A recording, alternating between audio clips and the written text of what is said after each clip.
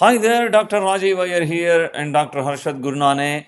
Probably between you and me, we might have guided maybe more than thousands of residents, right? We definitely have guided a lot of residents both through the interview process and through their career in mentoring them. So, definitely, and also fellows and then people who are looking at jobs. So, the process is pretty simpler whenever you're applying for any kind of position, is to kind of make yourself seem appealing to the person who are interviewing you. We want to tell you how to approach a interview during your residency application. I know many of you are preparing for this. In this video, we will focus on the example of a resident who is actually appearing for an internal medicine residency program, because we know most IMGs actually are getting interviewed for internal medicine, but you can apply the same strategies across all different specialties.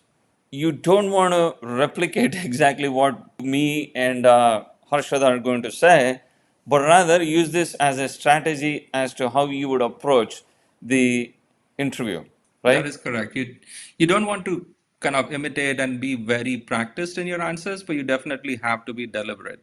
You want to not look like you've been coached a lot, so that you are being spontaneous when you're making some of these discussions with the person whom you're talking to. But at the same time, you do want to be thoughtful. So you kind of have to balance the two, how much you prepare versus how much you feel like you're saying things at the spur of the moment.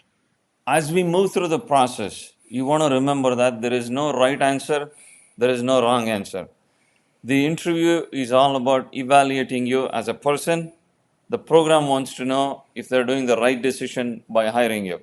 You're already close to getting selected because you are being called for an interview. So that's exciting on its own. Yeah, that is correct. Mostly candidates who have been called for an interview had something on their resume that was appealing to the program. So, kind of finding out what that was early on in your process and then highlighting it in the interview process is something you want to focus on. We will do a mock session. I'm going to tell you how I would answer a particular question, and Harshad might have some inputs on how he would answer the same question. So, basic things: make sure you have a professional attire. You should sit in a well lighted room. You can just have a professional background. If you are in a place where it looks very messy, you can buy a simple green screen and put it behind. That's certainly an option. What else to say? Yeah, I think making it look professional in your settings, especially because most of these interviews are by Zoom now, is very important so that you can show the programs that you're taking this process seriously and that you are vested and have invested time in making sure you're ready for this process. Especially Right. when you can't meet people in person, it does make it a little harder. So the more presentable you can be, and all these other things which might not seem relevant do become important. Make eye contact, and Yeah, we can have some questions answered for you. sure. Let's say we join the interview session, and this is how we would greet each other. Good morning, Dr. Iyer. I'm Dr. Gurnani. I'm the attending physician at XYZ Hospital. Welcome to your interview. Dr. Gurnane, thank you very much for having me for the interview. It's such an honor and pleasure to be here talking to you. Dr. Iyer, if you are ready, can you tell me a little bit about yourself? I am Dr. Rajeev Iyer. I did my medical college in India. Mm, then I went on to do USMLE. Hang on. I spoke this for the last few seconds and you're already bored. This is exactly not how you want to speak, right? We come across That many folks who actually use a lot of filler words and say, again, I'm trained to speak without any ahs. So it was really hard for me to do that, but I managed to do that. But instead, let's try this in a better way. Thank you for the question. I'm Dr. Rajeev Iyer. I did my medical school from the southern part of India. I entered medical school after a highly competitive process. During this time, I had a very valuable experience where I got to see patients from all walks of life, and I was able to see all the way from a simple case to many complex cases, and this helped me build a solid medical knowledge. Subsequently, I always wanted to be a part of the US healthcare system, and then I decided to do my USMLE steps. I got fantastic scores on my USMLE Step 2 CK, which is X, Y, and Z, and now I became ECFMG certified. I have also went a step further to finish my USMLE Step 3, and I'm here excited to talk to you for this interview. Now, I envision bringing all those values that I've learned into your residency program as I transition to be a very humble learner and then establish myself in internal medicine residency program as I move through my career. And I am planning to use this as a stepping stone where I would see thousands of patients in my career and ensure they get a high quality, safe care. And this residency is going to make me do that. How was that? Was it okay? That was very good. I think you covered most of the things. I think you did a great job of introducing yourself. I think it was great to place yourself and say that you were doing came from a competitive program because a lot of people here might not know exactly your background, especially because being an international graduate, sometimes they're not as used to what the programs in India are like. So I think clarifying that a little bit might set the stage. And then you moved on to how your aspirations have brought you to where you are right now. And I think the ending was great, where you kind of put it all together and said that using this information, it's kind of a stepping stone, and you'll continue to learn because you also don't want to come across as someone who has learned everything in your life and now is totally closed off to learning new things. Because even if you're double trained and have done post graduation in India, they still want you to come here and learn from them. Right. I think I did that on purpose. This is not only for India, but of course, I'm from India, but this is applicable to you irrespective of where you're trained from. So bottom line That's is true. I brought two things here. As Harshad said, I said I'm a humble learner because I don't want to appear like I'm a very egoistic person who knows everything, number one. And number two is although I started about me, it's not about me. I wanted to make sure it's about you. You are the program. You are the program director. So that's why I made sure that I would bring those values to close the loop by saying ultimately I want to help patients because the whole goal of doing residency is actually to work with patients and ensure patients have the best care possible. So always try to make it about them, not about you. That was the whole idea here. Yeah, and I think it is kind of starting from you and then bringing it back to the program is kind of a good way to end it, Yeah, or wait for the next question. right. I'm waiting. So, Dr. Iyer, can you tell me about three things which you think make you valuable to any residency program in internal medicine? Thank you for the question. That's a great question. So let me start by saying the first thing I can think of is my clinical skills. As I mentioned earlier, I come with a very reputed training program from India, and I have an excellent clinical acumen and clinical skills, meaning I can put my knowledge into diagnosing and then treating patients so they obtain the best possible care. Although I come with a good training background, I would still transition myself to be a learner with the residency program. The second attribute I can think of is I'm very passionate about education. So, what I mean by this is I really enjoy teaching my medical students, and also I take a lot of time teaching my patients about any complex medical situation. And as I transition through your residency program, and I'll be more than happy to get heavily involved in this educational aspect where I can teach and train my co-residents and medical students who rotate through the program. The third attribute I have to say is my personal attributes. I'm hardworking. I work collaboratively in a team. These attributes, I believe, is going to help anyone trust me. And while I work in a multidisciplinary collaborative team as I progress through your residency program. Yeah, I think those are the things which most programs are looking for. Means they want someone who is strong clinically, but also is willing to learn, because it is a training program. They're not bringing you in as an attending. And then if someone is going to be difficult to work with, even though they are very highly skilled, they might spoil the whole environment of the residency program. So those are things that the program directors and the people on the interview panel are always looking for. And then I think kind of highlighted that it's not just your co-residents, it's also about working with nurses, working with respiratory therapists, working with all the people which make the hospital run. So if you are respectful to them, if you show appreciation for what they bring to the table and are listening to them, those are the attributes that programs are looking for. Because the one thing a program director doesn't want is to have to deal with complaints every day and have to solve problems for you rather than use you as a resource to help others solve problems. Yeah, I think that's what the program is looking for. If they hire you, can they rely on you for any complex personal or a patient related situation, and you have to convince them? I think, yeah, those are the some of the points I could have added, and those are good points. See, whenever you have a question that you think might be complex, don't get confused. So approach this in a three-pronged approach. So keep this in mind.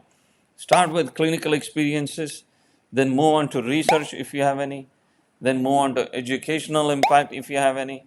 Of course, most people do have educational experiences, so bring that in. And the fourth thing is you can always talk about your personal attributes. So, any question, don't appear like you're very confused and fumble upon, but rather use these strategies to approach them. Yeah. Yeah, and the only other thing I would add is that also try to make it diverse. Like, don't just focus on one thing. Don't focus on just, I'm very skilled clinically, I can do a good physical exam, I can make diagnosis and do procedures well. Don't put everything in one bucket. Can you say a little bit more about that one bucket thing? So I think you kind of have to show that you are clinically a good person, you have knowledge base to teach, and you have that educational drive. So Oh, right. that's the second bucket.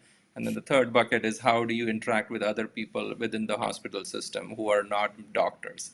So I think the program wants to see all three things in a person, and the more you can highlight that, or at least bring that out, brings makes them you look like someone who's thoughtful, who Right. kind of thinks about other things and is not just focused on one aspect. So, basically, the three attributes should not be that I can do a clinical diagnosis, I can do physical exam, and I can manage the patient, right? Yes, So, that is a yes, problem, yes, because then you're very strong clinically, but you've not touched on the other two buckets, right? or three if you're adding research to that. Can you describe a difficult situation that you encountered during your medical school training?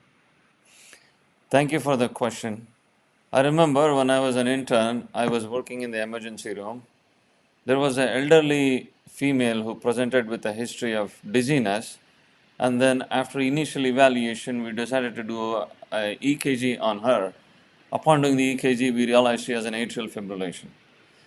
Then we discussed the management of her condition based on either administering drugs versus doing a cardioversion. And she was very upset with just the cardioversion concept, and it became a big deal for her. So I was very empathetic. I was able to listen to what she was saying, and then I brought it up to my attendings, and then we had a nice discussion, and we were able to give the pros, cons, and benefits of different treatment options for the patient. And she finally picked cardioversion. She was in the hospital for 2 days, and we were very happy that she had a positive outcome and a great experience and was discharged without any problems. Nice. So, what was your conflict during this situation that you felt? Was it with the family, or with the patients, or with the attendings? The conflict was mostly with the patient. She was very Okay. upset basically by hearing that she needs to get an electric shock on her body while things could be easily managed with medicine. However, given her symptom of dizziness and based on the new guidelines, I think what was indicated was a cardioversion. So the conflict was the patient's understanding of what the best management would be. And then finally, we decided to convince her as to what's the best plan for her. Of course, she made an informed decision, but we were able to help facilitate that. Yeah. Thank you so much for sharing that incident. What fellowships are you interested in or are looking to pursue after your residency? As I moved through my medical school and completed my USMLE, I realized cardiology is where my passion is. So I expect to finish my residency and then apply for general cardiology fellowship, after which I would look to subspecialize in interventional cardiology. Now, this also comes from the fact that I have a strong family history of cardiac problems.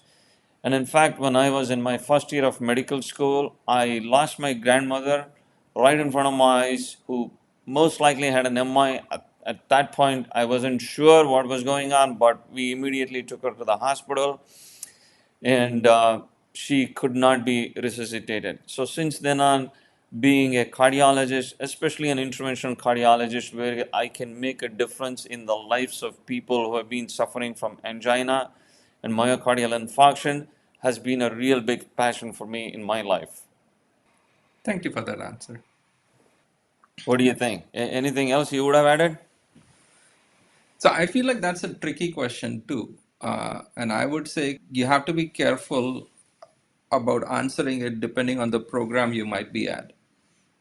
So if they have a strong cardiology program, you can say that. But if they don't, that answer might make it harder for them to rank you because they might say "Okay, he's looking for a strong cardiology program."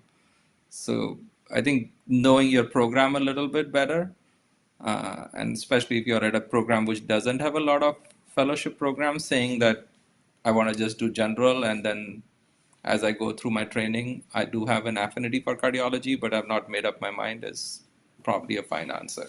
That's a very good point. I think in this case, I could have kept the answer very indecisive. Instead of that, I placed a very strong focus on cardiology. But I think that's a good point. So it's important to know your program director really thoroughly. Well, let me rephrase this. I'm still interested in cardiology, but I realize I'm talking to a program director who is a nephrologist and who probably has no experience in cardiology, and that particular program also has no cardiology program. They do have a cardiology clinic, but they just do some basic cases. So in this case, my answer might be thank you very much for the question. At this stage, my focus is to move through the internal medicine residency program. And as I passed through my medical school and I completed my USMLA, I developed a real interest in internal medicine. I would want to keep my options open as to what might be a best fit for me. And I think as I move through my year one and year two, I would have a solid idea as to what fellowship I want to specialize in. And I think sometimes that might be the best way to approach the question, depending on what's your target audience, Right, like you just right. said. I think that's a great point that I missed myself. So that's the reason it's so important to prepare yourself and know Yeah. whom you're talking to, what program you're talking to, and just be very thorough with everything. Yeah, like especially if you have a strong cardiology program, then go for that. But if you do not, then you don't want to turn the program off from you. Right, right. Great point. If you're interested in the list of questions you need to ask the programs, just put a comment saying questions, and we will share the link where you can access the questions that you can ask the residency program director. All right, so these were some of the tough questions we picked on purpose. We do want you to learn the strategies of how to approach the interview rather than exactly saying how I said it or Harshad said it. So I hope you understand the concepts now. And if you still want to have a mock interview session with me, Harshad, or one of our other experts, you're more than welcome to book an appointment with us at www.imgsecrets.com, and we will be more than happy to guide you based on exactly what your career goals are. Next, I want to encourage to watch this video where I have mentioned the different parts of how you can be a doctor in the USA. Of course, there are other parts apart from residency. Any questions, do post in the comments below. We'll try to get back to you as soon as possible. Thank you so much, everyone, for tuning in and listening to both of us chat about the residency interview process. One, two, three. Take care, Take care, stay safe. stay safe, We will talk to you and we'll soon. talk to you soon.